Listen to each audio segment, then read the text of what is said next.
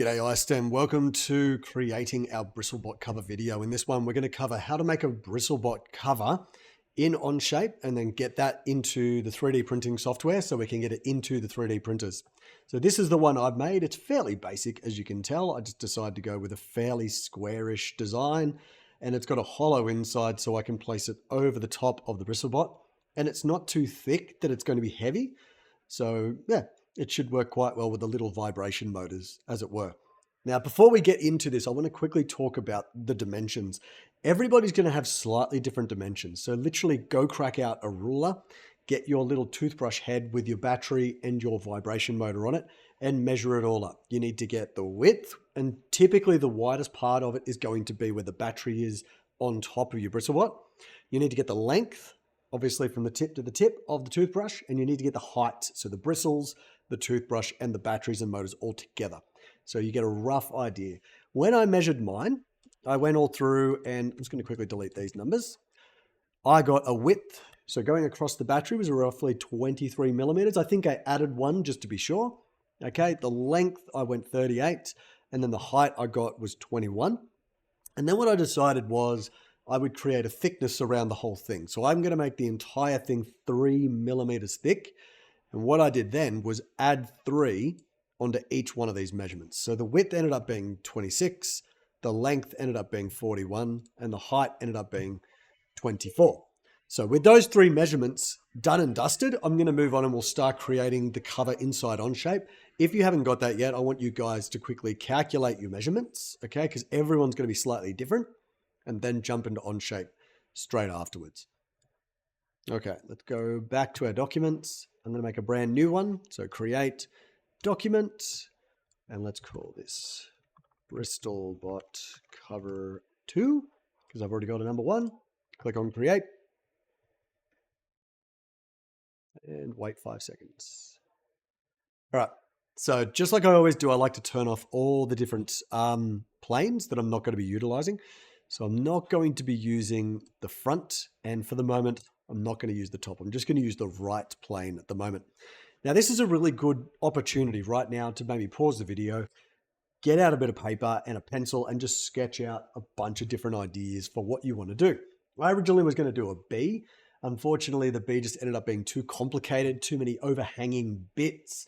Okay, you really want something that's square-ish. It can contain, obviously, the full toothbrush and everything inside it, and it's not going to touch the ground or have any dangly bits while we're printing. So I decided the car or the truck sort of shape was probably the easiest one to go for. So once you've got your shape, come back to the video and we'll figure it out. All right, so let's start by sketching on the right plane and zooming in. So what I'm going to do is simply draw a rectangle, and that's going to represent the dimensions that I put in my little notepad. So this 26, 41, and 24. So if you think about it, this is going to be the side view of the car. Okay, so we're going to have the window, you're going to have the big caboose at the back, I can't think of the right word, and then the tires. So this is going to be the length going across and the height. We'll worry about width later, so I'm going to worry about the length and the height at the moment. So 41 across, 24 high. So let's get a rectangle, draw a rough size. Okay, and please make sure you are in millimeters. I should have mentioned that at the top of the video, but if we go to our hamburger, go to workspace units, please make sure you're in millimeter, like so. Okay, so I've got my rough rectangle. Let's get the measurements correct. Let's do that by going dimension, this one, and the length was 41 millimeters, and the height was 24, like so. Okay, so there is the dimensions of my truck. So the next thing I want to do is turn it so every single one of these lines is a construction line. Now, a construction line we used in the previous video for the mirror tool. This time what I'm going to do is I'm just basically telling OnShape that none of these lines are actually part of my truck. They are simply additional lines to help me sort of get a size of things. So if I hit construction, you'll see they all go dotted. And what that means is they're not going to be included in any of the extrude functions or anything else that we do, or the fillet functions. Okay. Now let's start drawing our truck. So I'm just going to grab the line tool and I'm going to draw sort of a rough shape of the truck. So grab the line tool. Okay. We'll come across from here out a fair bit because this is going to be the size of the toothbrush. I sort of want to draw the truck around this bit. So I'm going to start here, make sure I go across. We'll go up a fair chunk. I'm going to go up at an angle. And then there, we'll come across. I need to click here again to start a new line. Click here to start a new line, and click here to start a new line. Okay, and there's our shape. The second it goes gray, you've finished your shape essentially. If you want to add more to it, like maybe you want to do little cutouts or things like that, do that later. Just think about the rough shape. Now this front is way too long. So the way to fix that is I can either dimension this line down here or click on this line and I should be able to drag it in. Okay, and then I should be able to move that down a little bit. Okay, so I'm pretty happy with that. It's not perfect, but it's pretty good. So at this point, what I might do is draw the wheels on this sketch as well. I could always do it as a separate sketch, but I'm going to cheat. Okay, I'll draw a rough tire here and a rough one over here. Okay, turn off that one. And then to size them, I'm just going to get the dimension tool, click on the line, and we'll set these as 8mm each, just so I know they're the same size. Okay, so there is the truck sketch. Pretty basic, but as I said, you try and keep these basics so the 3D printer behaves itself. What I'm going to do, we're going to extrude out, but I'm sort of going to cheat. I want the tires on the outsides of my truck. Okay, so what I'm going to do is, well, I'm going to extrude, but I actually want to extrude in two directions. I want to extrude out and backwards. Okay, two directions for this shape. So if we hit the extrude tool here, click on the shape, okay, you'll see it's just pulling it out. Now to get it to go both out and the other direction, I'm going to do what's called a starting offset. Now I probably shouldn't worry about this just yet. Let's get the depth going. What's the depth? The depth is 26mm. Hit enter, there we go. And I'm going to click on starting offset. Now you'll see what it does. Offset literally just means like, let's put a gap between the sketch and the extrude. Now, instead of doing 25mm and going that direction, I'm going to do half the depth, so 13mm, and I'm going to go the opposite direction. So 13mm, swap directions, and you'll see it's straight bang in the middle. And I'll show you why I'm doing this in just a second, but let's just hit tick on extrude. There we go. We've got the rough car as it is. Now I want to do the wheels, but as you can see, the sketch for my wheels has disappeared. Because I extruded the sketch, OnShape is sort of under the impression you're done, you're dusted, you don't want the sketch anymore, but I do. So I'm going to turn the sketch back on. All right. That's just something that OnShape always does to try and help you out. Let's extrude the wheels. Bonk, bonk, bonk, bonk. But as you can see, we've got the same problem as before. Now my depth was 26, but this time I want the wheels to hang outside a little bit. So what I'm going to do is actually make it 28. And then we're going to do the offset again, half the depth, and flip the direction.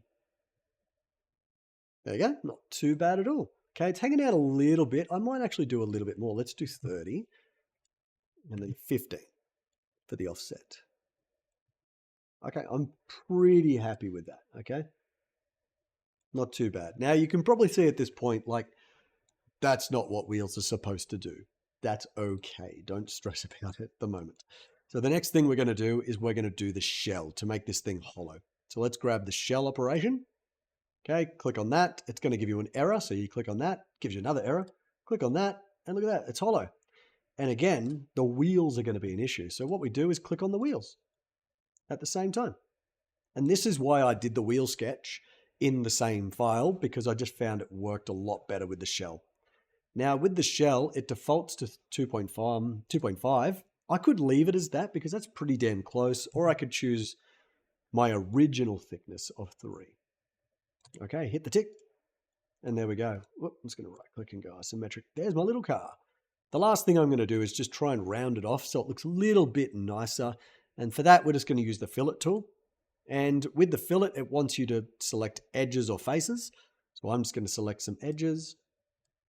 And it's starting to look a little bit like an American school bus. And hit tick. And guess what? We're done. That's it. If you want to make any changes, you could add, maybe some little cutouts. You could add some little grooves on the back or whatever like that by doing extra sketches and more extrudes. but I'm going to leave it for now because here's my basic bristlebot cover. All right, once you're done, it's time to export. Okay, so let's go down to here, and we are first of all going to rename this bristle. Come on, dingle. Okay, and the reason I put my name on it is because when I put this thing on the 3D printer, it's going to have my name on the file, so I know which one's mine. So what I can do now is right click on this part, and just like we did with the laser cutter, we are going to export. But this time, we're going to export as what's called an STL.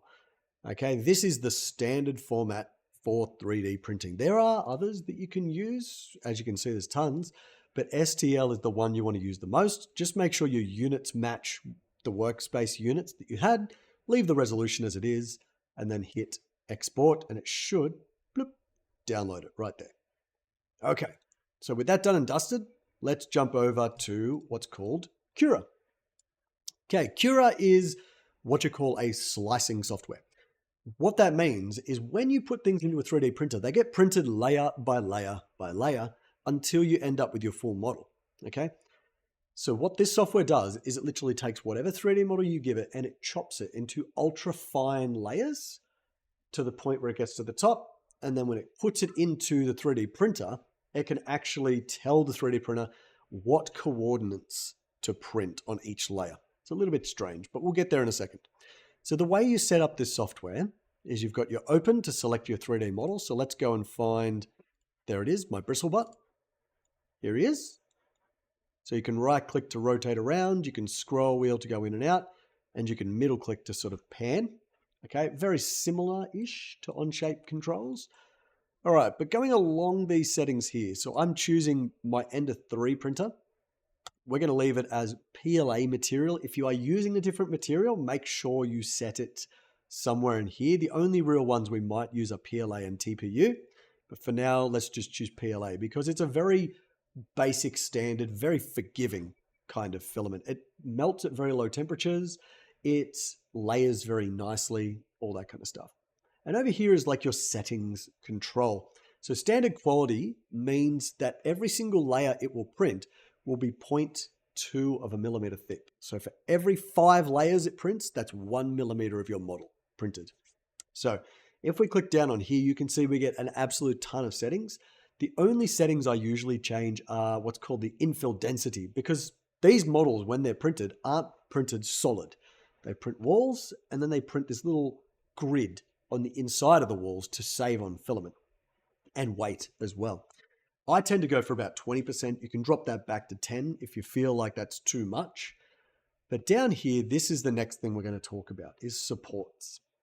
When you are printing, if you have any pieces that aren't touching what's called the build plate, the plate on the bottom of the printer, then you need a support, because if it's overhanging, if it's just floating in the midair, when the printer comes along to that layer that's floating, it's just printing on air, which means it's all going to sag and fall down because it's all melting at 200 degrees. So when we have overhangs, and we can see these overhangs because they're highlighted in red, we need to print a support, unless you know for a fact it's going to be okay. So all of these will have sags if it's red. Now, there's a quick way to fix this. There is so much red here. And realistically, if you think about it, to get less of this red, if I just printed sideways, so instead of printing flat, what if I just tipped it up? Then all that red would go away. I get a little bit of red at the top, okay? And I'll show you that in a second. But I reckon, yeah, if I print on this back end here, it's going to get rid of most of this red. So let's have a go. Let's click on it. Make sure the rotation tool here is selected. And then simply rotate it around the x-axis. And look at that. There's so much less red. There's still some, which sucks. But because it's hollow, it's sort of, yeah, that's what it is. I could even probably print it on the top, but I still get a fair chunk of red. So it's up to you. Based on the model you create, you've sort of got to figure out what's the best way to print it, okay? And if there's too much overhangs and you can't get something flat touching the bed, it's not going to print very well. So that's why I went with the truck design instead of the bee. Okay, so with that done and dusted, I'm happy with it. Let's turn on the support simply by going to the settings and making sure this box here, generate support, is ticked, and just leave it as everywhere. Now, when I hit slice, it's going to do what I said before. It's going to go through and it's going to cut. So let's hit slice. And it's telling me down here, it's going to take 2 hours and 39 minutes, which is typical for a 3D printer. And it's going to take 16 grams of material. Okay. Now, let me show you what this is actually going to look like when it's printed. Let's hit preview. This is what it looks like. Now, each color here represents something different. Red are your layers. Blue are your supports. This little thing here is called a skirt. He doesn't do much, just make sure everything fits on the bed and it's touching the bed nicely. The yellows are the tops. And the whites are what you call the seams. So when the 3D printer does a circle and it comes back, that's where it's going to connect the layer sort of at the end. Now, the cool thing about this software is if I actually go through, it's going to make 263 layers. If I go through here, you can actually see what is on the inside of all these different layers. And you can even, if you come down to this scroll bar, see how the printer is going to do every single bit of that layer. So yeah, that's done and dusted. The next step is to go and get the SD card out of the printer, chuck it into the computer, and you will get a little prompt that says, save to remote disk. Click on that, eject it, and go and print. That's it, guys. Good luck.